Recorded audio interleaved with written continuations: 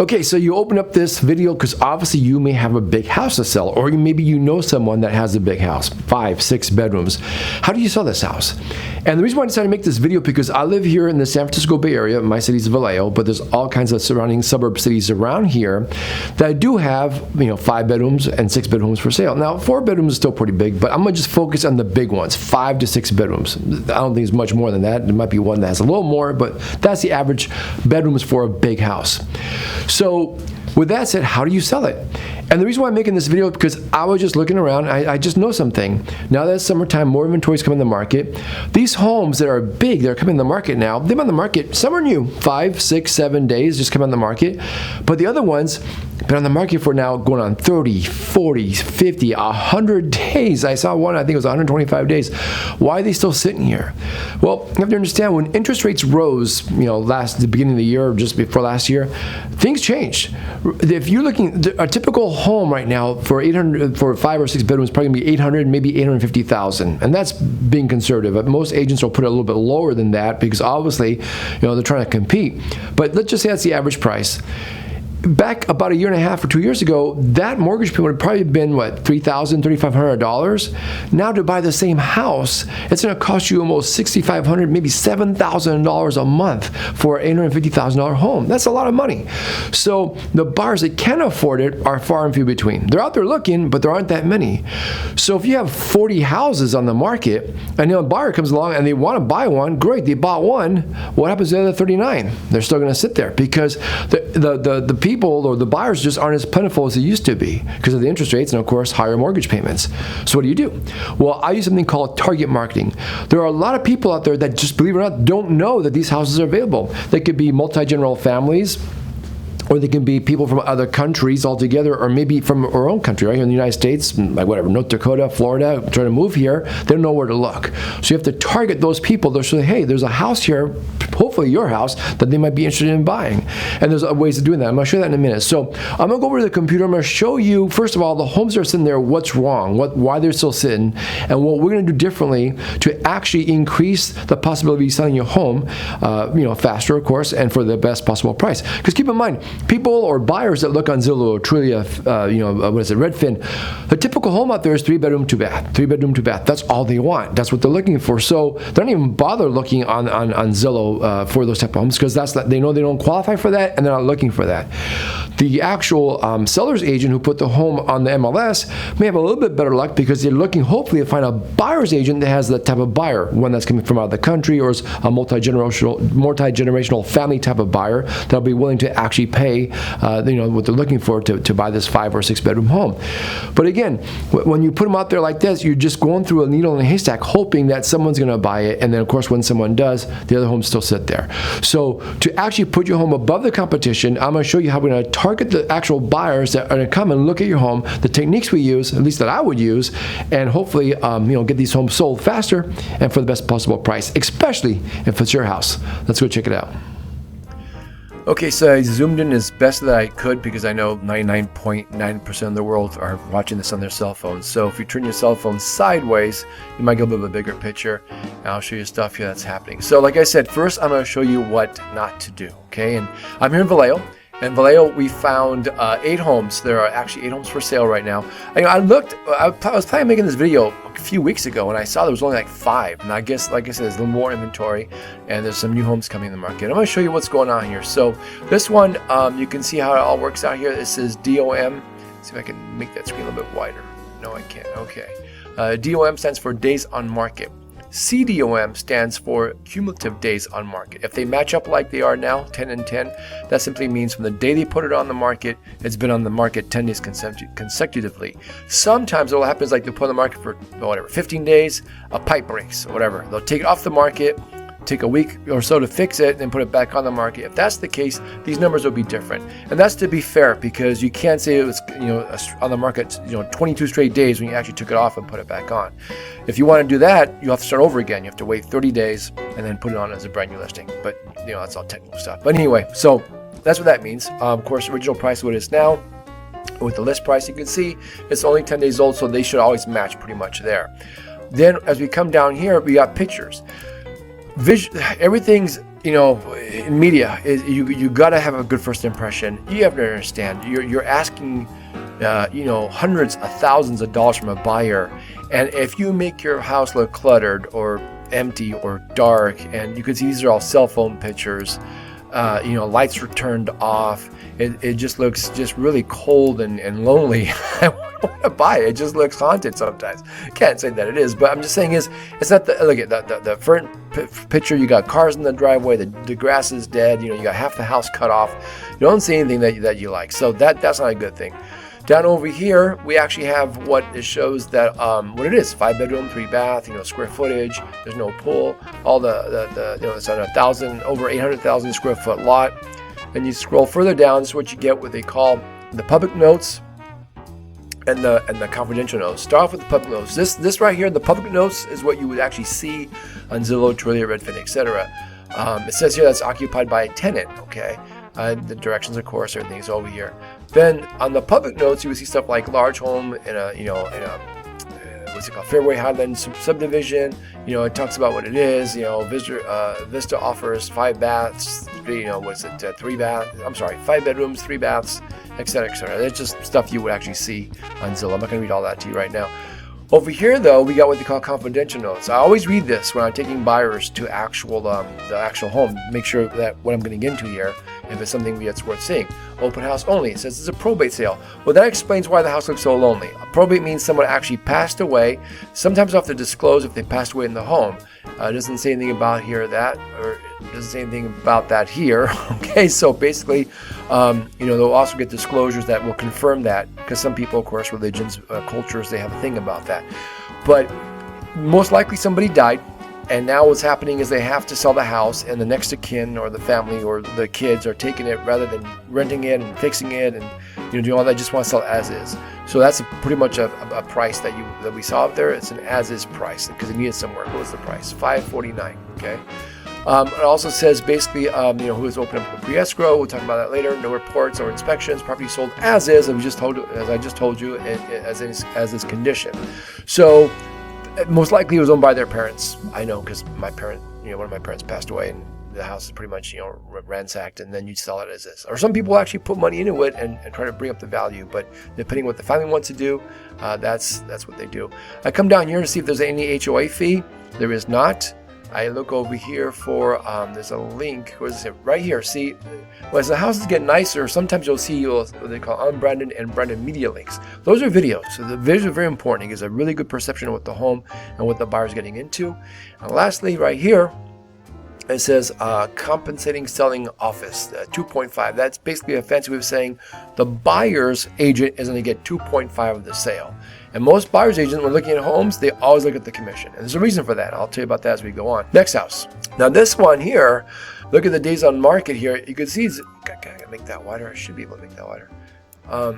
Because I can't.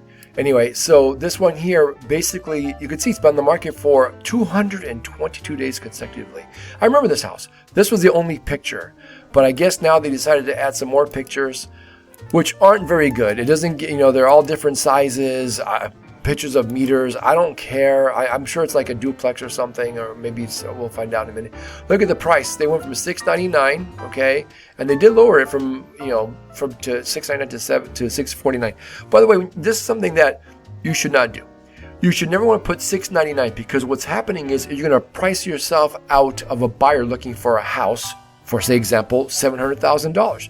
So basically, you're $1,000 off. Just put in the extra $1,000, makes it even $700. Because if I have a buyer and I send them home, it's like, what's your price range? Or their agent or the lender tells me their price range is $700 and up.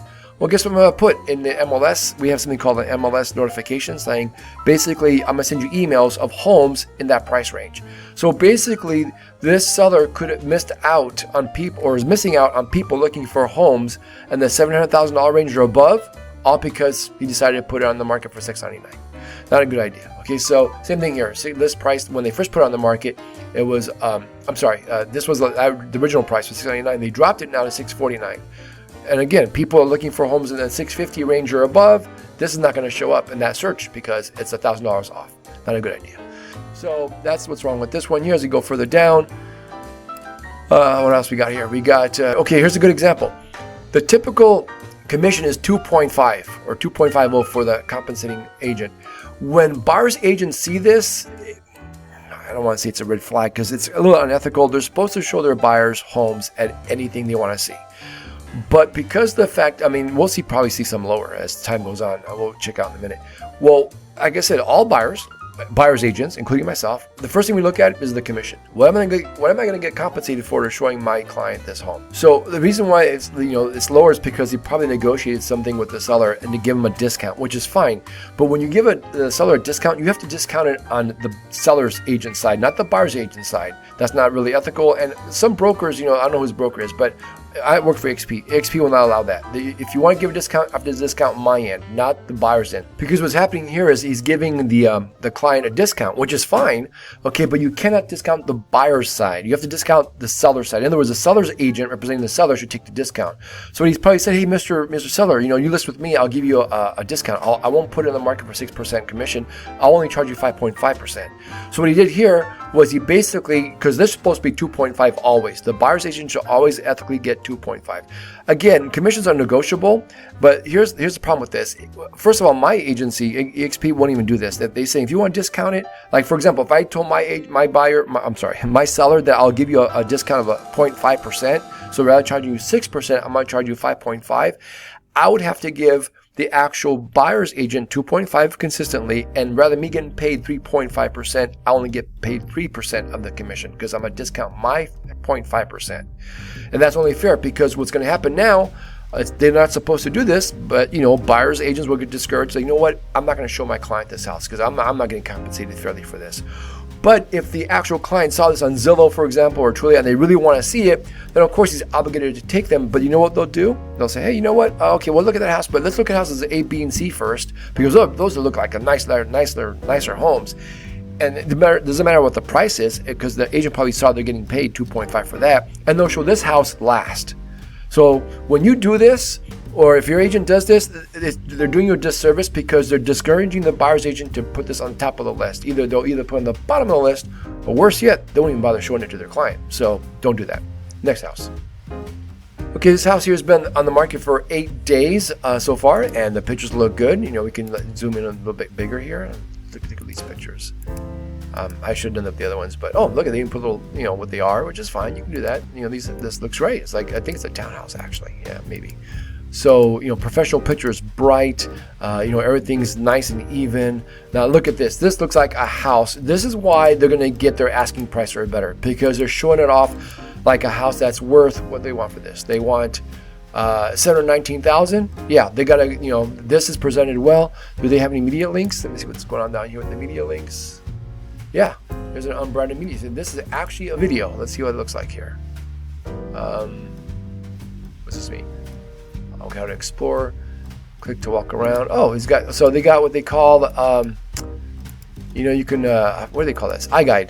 So you can walk around the house even without being there. So this is also really cool. When you're asking for this type of money, okay, the easier you make it for buyers to look through the house, even before they get in there. Can I walk into the bathroom? Yes, I can. There you go. Can't see myself though in the reflection. But anyway, so that's how this works. It's a good idea. We'll talk about media a little bit later. Next house. Okay, so for the sake of time, I think I'm just gonna go through these and just find the ones that I'm gonna pre-screen them so I can show you what's wrong with some of these here.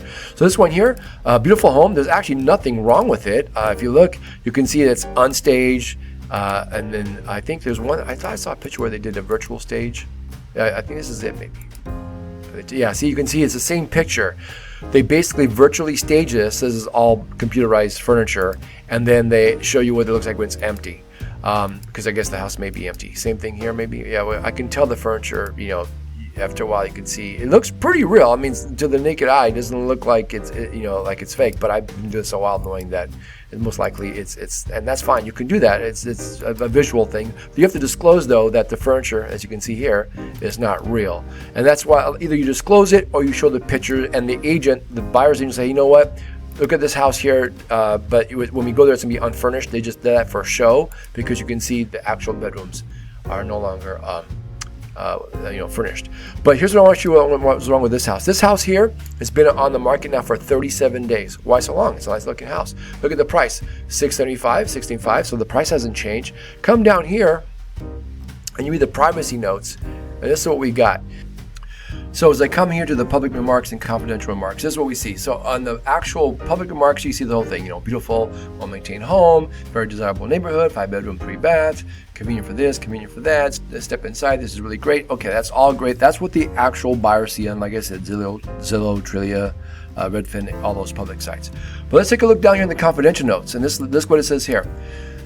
This says, properties occupied by owners, please schedule showing through showtime with a CBS code. A CBS code is something that you have to actually, they program it into the lockbox, and I have to get a code. Okay, this is starting to sound, I'm just being honest, this is starting to sound a little bit of a turnoff here, okay? Okay, now you gotta have 2 hours ahead. It's appreciated by sellers, because they have odd schedules. Thank you for telling me that. There's an elderly dog on the way, in a cage in the garage. Sales contingent upon the seller successfully and simultaneously closing escrow. Not as only it's going to have to be successfully, but it's got to be simultaneously.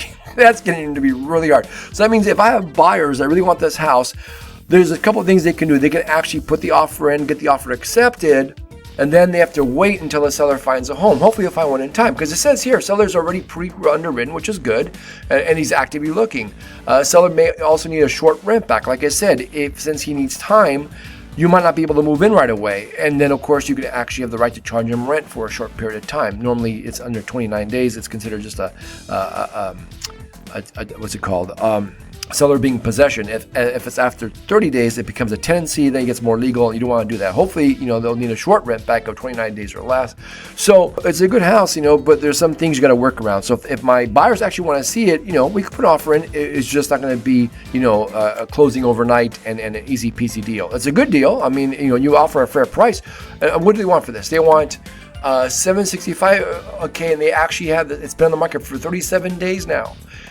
If I need to go through all that, then I will actually probably make an offer for maybe $730, because at this point I need to make it fair for my clients to get a better deal, because we'll meet you halfway. We'll do all this, okay? But the thing is that in order for us to do all this, we want a better deal, and most likely they're going to say yes, because now it's been on the market for quite some time. Anyway, that's how that works there. Now this next house has been on the market for 52 days. The actual price is $788, and you can see here it's the same price, so everything's been fine. It's a nice house. Let's look at the pictures here. It's actually, this house here has a huge, I read in the back, has a huge lot in the back, like almost 10,000 square feet just of backyard space, and it's in a what they call it, what's that zone called? An unincorporated part of Vallejo means you can have chickens and cows and stuff like that. Well, maybe not cows, but chickens, rabbits, small farm animals. And I see here it's more of a mixture of both, quality professional photographs, and also I saw in the past some cell phone ones, which basically means the seller probably did some extra work to it, and he called the photographer back to look at the upgrades, and then therefore he just took some snapshots with his phone to show, the living room has been actually staged, and then of course it looks like there might be new tile here or something, and then of course you go down to the actual confidential notes. And you can see here, it's a big house. It talks about the bedrooms, 5 bedrooms. There are nice big bedrooms. That's all great. And down here, per the seller, home is partially occupied. I believe he has students there, but you can enter without an appointment, which is great. Easy access. You have to make a phone call, question or comments. You can to send them to the agent there. There's a lockbox on the property, which is great. And they go on to describe the actual home. A lot of times I notice agents do that. They'll describe the home down here as well. I don't really care. I mean, because I'm here to show my clients the house. Any descriptions about the house should be put up here in the public remarks, because the public is the ones looking at the house, not the agents. We know what we're looking at. And if we have any questions, we'll just call the selling agent directly. But this is also a house that's on the market now for 52 days. Let's check out another one.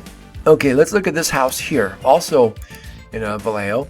It's by a golf course. It's a nice house so far. Looks okay.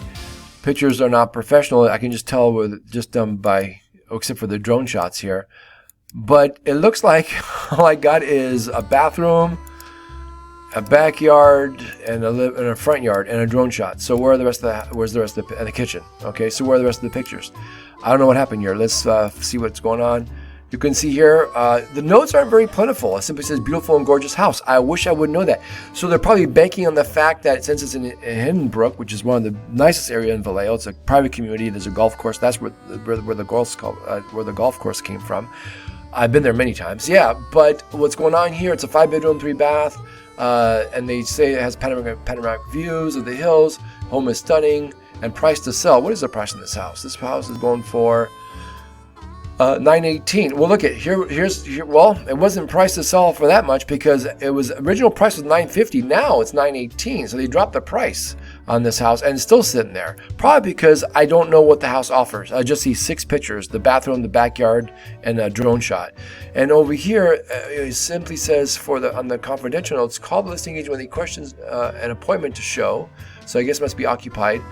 Disclosure will be ready next Thursday. No inspection report. Side house, big storage room, permit on warranty. So I guess there's a warranty issue there. And then, of course, who they open escrow with. So if the inspection, if the disclosures were due, they would go right here. This is called the actual associated docs. Any disclosures to go there, there's 0 there. So obviously they never got put up there. No big deal. You have to just call and find out what's going on. So a nice house in a beautiful neighborhood, one of the best ones. But there's no bang here. I mean, there's no wow factor. I mean, I hate to see this because this is a gorgeous house. And at this point, if I were to make an offer, I'd probably even go lower. I'd probably offer $900 because, I don't know how motivated they are to sell. It's just been sitting here. What's the next one? And this is the last house here in Vallejo. And this just came on the market too. And this is, look at Glen Cove. There we go. This is the Glen Cove neighborhood. Really nice neighborhood here. And this house is pretty darn big. It's great pictures, some drone shots here, all professional, nice. Look at this gorgeous house. Wow. How much do you want for this house here? They're looking at for $800,000. Again, I think some cultures have a thing with lucky numbers and 888s and 777s, but if I'm looking for a house for my buyer, like I mentioned before, for $800,000 and up, all because of what, 200 and some change dollars there, this won't show up on a list, on a search. So make it either 750 or make it 800,000 even, because doing that is just not good. What did I say about the house description here? Perched on a highly desirable Glen Cove neighborhood. Yeah, that's really nice. So everything looks good there with the public remarks. Then you got here says one-of-a-kind home that won't last long. Bringing most demanding clients. They will be impressed. And then they open up escrow. It looks like they're going to, it's easy to show. And I remember if you look here, I can see some, where'd it go? Here they go. Here's what they call some branded and unbranded. They're about the same, but let's look at the branded one. And you can see here, you got a video. I think this is it. Oh, yeah. Oh, music. There you go. So it's a nice video of the home, as you can see. And again, when you have these high-end homes like this, if your home is a high-end home, do not have your agent cheap out on the videos, on the drone shots, on the professional pictures. You're asking almost $1 million for this house. You cannot just take cell phone pictures and think the market's so hot and it's going to sell. It's not. It doesn't work that way anymore. That ship has sailed a long time ago, so things are done different now. This house, I'm going to watch this house. It came on the market, I'm sure, because of the neighborhood, the way the house is, the price. They may get a little bit of a lower offer. They may take it, but it's priced right. We'll see what happens there. That's it for Vallejo. I'm going to jump right now. I'm going to take off. I'm going to come back with another video talking about actual what we're going to see in Fairfield, the next town over. So I'll be back in a second. Now, here's what we do. In Fairfield, we have all that's active and between 5 and 6 houses. No, they're mostly 5, not too many 6 homes, bedroom homes. But look, 23 listings there. So this is why when people say, okay, well now again, but wait a minute, there's a housing shortage. There is, okay? But remember, this is summertime, spring, summer, that's when all of a sudden listings show up. Come next month, August, especially September, start to get cold and dark in October, a little bit more rainy in the November, and then you got Christmas, you got Thanksgiving, you got New Year. I mean, everybody's going out of town, people hanging out with relatives. Then it starts to slow down a lot, okay? Because like I said, right now, there's inventory coming on the market for one last hurrah, so to speak, just to see what we can get anything sold here. But this ain't gonna last more than a month. After that, we're gonna go back to lower inventory. And you can see right here all this DOM. This is a quick snapshot, 21, 50, 57 days. A lot of homes are coming on the market, brand new, 9 days, 21 days. We got another one for 9 days. What else we got here? Wow, 368 days. Let's look at some of these real quick. Again, I'm going to say, for the sake of time, I'm trying to go as fast as possible. If you have any questions, just, shoot it down below, or reach out to me, DM me, and I'll answer all your questions for you. 21 days. Well, here's a good reason. Now, look what's going to happen here. Now, it's only 21 days old. The price is the same, okay? I can tell these pictures look like they were actually done by, just cell phone pictures at their highest quality. You can see how it just looks, it's all blurry out the window. Again, doing no justice to this home, which I'm sure it's a very nice home, but that's the first turn off. Second turn off, look at what the compensating selling office is giving to us, the buyer's agent, 2%. Right now, if I got a buyer looking at 23 homes, this is last on the list, unless we see something even worse, okay? So that again, you can't do that. Well, you can do anything you want. I just don't recommend that because you can see what I'm telling you how a buyer agent would think. They're going to think that's how I think. I don't want to show this house right away because they're not compensating me enough. Easy showing, which is great. Text the agent, Jeff, blah, blah, blah. There's everything else you need to know there.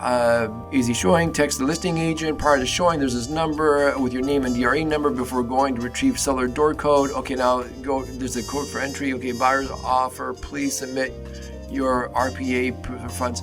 Okay, what that means is he's telling us to submit a residential purchase offer with POF, proof of funds, or LOA, meaning, I don't know what LOA means. I think it's like a pre-approval, but anyway, I don't know what that acronym I'm not familiar with. Seller selects all service. I have no idea what that means either. So again, you gotta be clear, and of course I would call them and figure, but I wouldn't even put this here because this is normal. Why would I not want to submit an offer with proof of funds or a pre-approval letter? Because obviously I'm seriously, thinking I'm actually want to do everything in my power to get my buyer into a home. Of course I'm gonna do all that. That's just default mode. But anyway, so what else we got here? Okay, so I looked at all the other listings, and here's the bottom line. For the sake of time, like I said, I'm gonna just try to go into the marketing part of it now because all these homes here, I saw several a lot of those homes of the 23, I think 7 or 8 were new developments. So they're really building up there in Fairfield. But the question, you ask yourself is, why are these still on the market for so long? For example, look at this house here, 849, it's been on the market for 49 days. Beautiful home, was it 5 bedroom, 3 bath? And yet, as you go through the home, it has a media link as well as a video. I saw the video, no HOA. It's a beautiful home.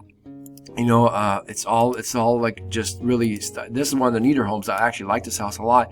But you would think a house is nice with all that's been done would sell, or at least be pending by now. But it's been 49 days for this house as of today, and it's still not selling. It doesn't matter if it's staged, if it's empty, it doesn't matter. As you saw, there's media links.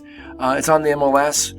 So what's the problem? Well, the problem is a lot of times it's not the fault of the house, not the fault of the agents, not the fault of the commission structure. All the other problems I showed you has a lot to do with it. Don't get me wrong. But even when everything's like this house here is perfect, you got 2.5 commission, you got nice pictures, you got a media link, it's on the MLS, and it's still sitting here. Well, you remember, a year and a half, 2 years ago, what a house cost you mortgage payment of this. How much was this house again? This house was for $850,000. Okay, 849, 850. The mortgage payment at a 2-3% interest rate back in the day, depending on how much money you put down on it.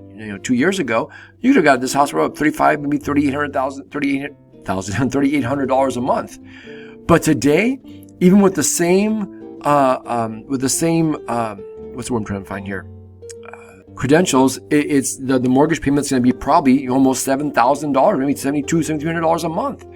So that's a lot of money, and a lot of the buyers that are seriously looking for the 3 and 2s, 3 bedrooms, 2 bath. That's the most popular thing that are actually is most common now to buying a home. And I think I explained that to you a little bit earlier. Why that's so. Putting this on Zillow, putting it on the MLS, unless someone has a buyer, unless a buyer's agent has a person looking for a 5-bedroom home specifically, and then of course when they do have one, they got 23 homes to choose from. Your odds are 1 in 23. You're going to get the buyer to buy your house. So I say all that and got to this point to say this: how do you make these houses move when there's no competition for buyers, which is great, but there's no buyers or very few? and you want more of the buyers to come look at your home. And I'm going to show that right now. Give me a second. So I'm going to just show you some quick presentations here as far as how you make this work. I use something called target marketing. Okay, so exactly what is target marketing? You can target both. I target both sellers. I target buyers. Okay, and a lot of times you can sell these homes even without being on the market. So what I would do differently is, first of all, yeah, of course I would list them on the MLS. And we pay whatever $1,500 a year for this service. And the MLS, the multiple listing service, is simply where buyer's agent put homes there for seller's agents to hopefully look at. And we can make a deal. And go the other way too. There's a lot of seller's agent will actually. Okay, so what is target marketing? Well, target marketing is just like the name sounds, you're targeting specific people to come and look at your house. Okay, now, of course, anytime I pick up a listing, the best thing you should do, of course, is put on the MLS. We pay, that's the multiple listing service. That's a service that we pay for almost $1,500 a month, depending on what board you're with. But that's a place where sellers agents will list their sellers' homes. So hopefully buyers agents will go there and look at that. Okay. Now back in the day, again, when things were just hot, we couldn't keep them on the MLS long enough. The competition was fierce. A lot, that's where everybody went to go, make the deals happen. Of course, a lot of buyers will look on Zillow, Trulia, Redfin to find the house they want, call their agent before they can go look at the house. It's gone already because another agent saw it on MLS, got there faster, and the home is sold.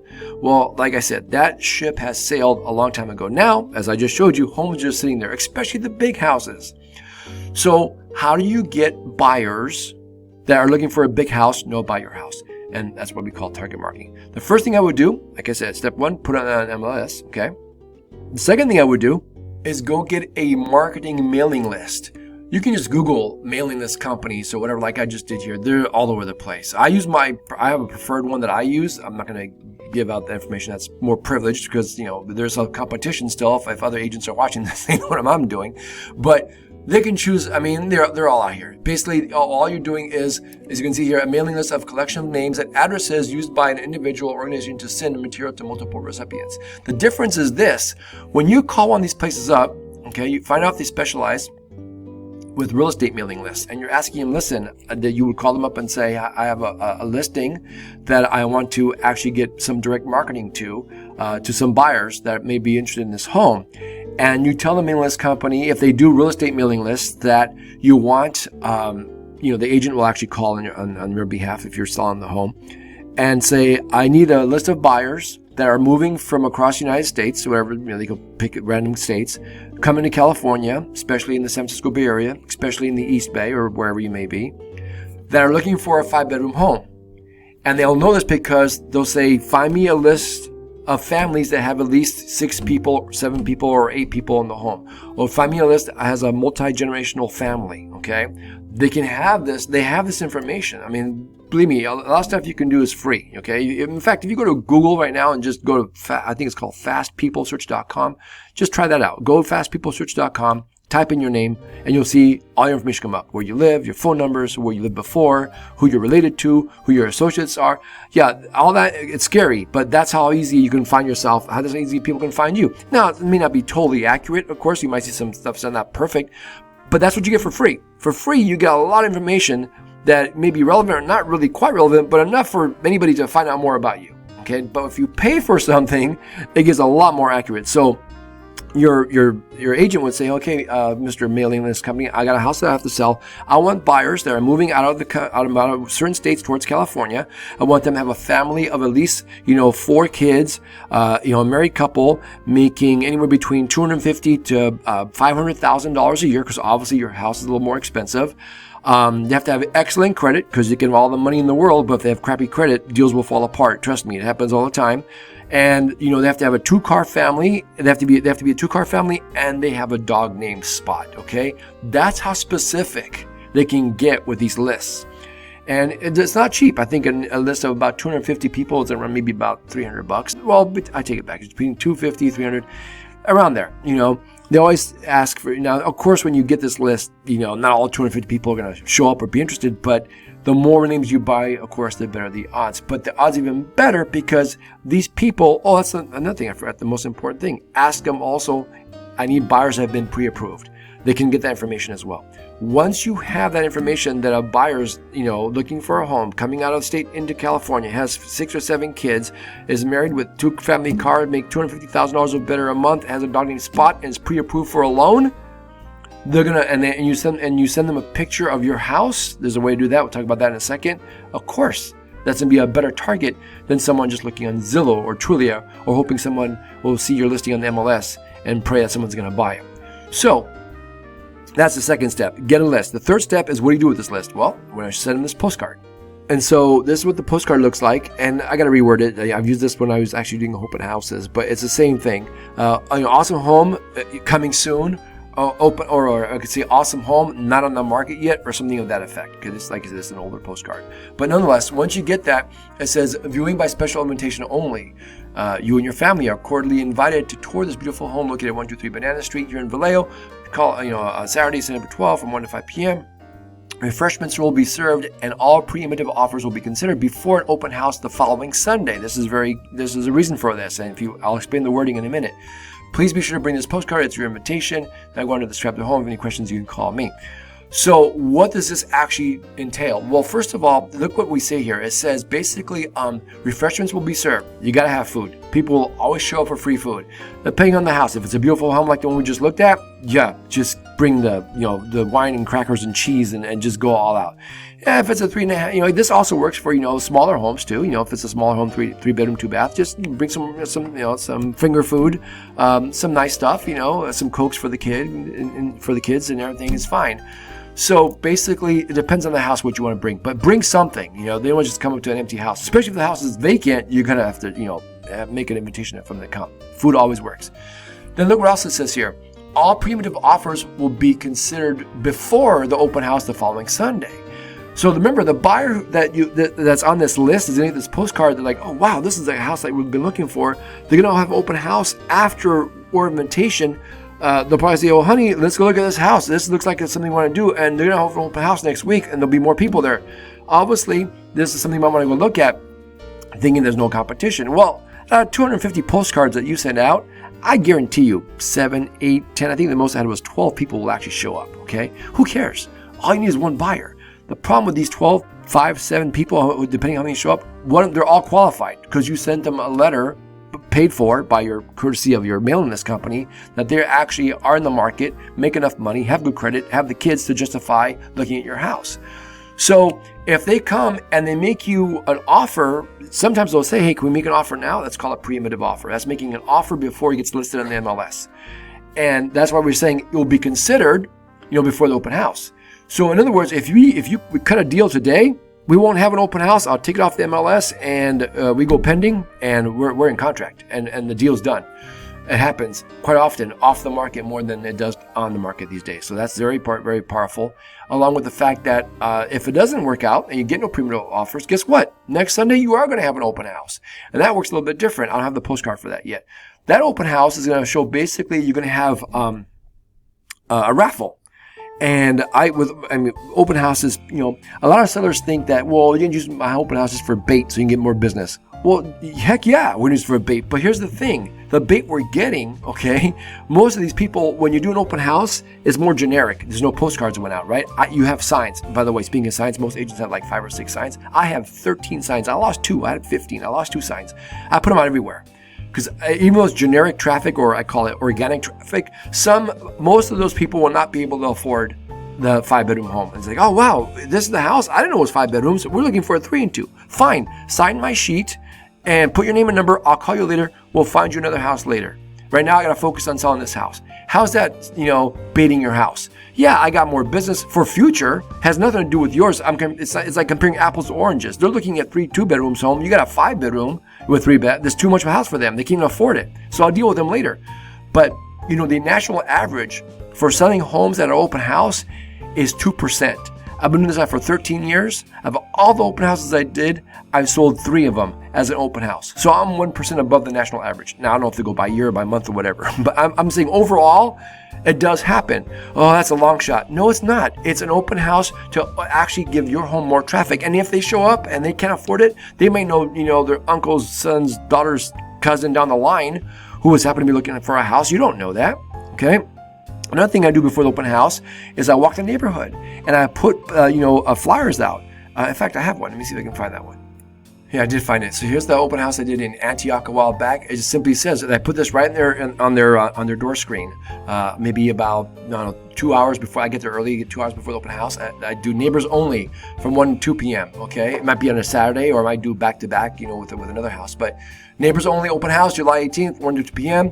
And I only need an hour because they're just neighbors. I'm not giving them all my time, but neighbors know other people that might be interested, because a lot of times they have relatives that want to move you from Texas or Wyoming or wherever. It's like, oh, we can't find a house, especially with the inventory shortage. Oh, well, look at this house right on the corner from us. Uncle Sue might be interested in this. You never know. Uncle Sue, actually Uncle Bill. I don't know who Sue is. So here's how I describe this one. You're invited, bring the family, 5 bedrooms, 3 baths.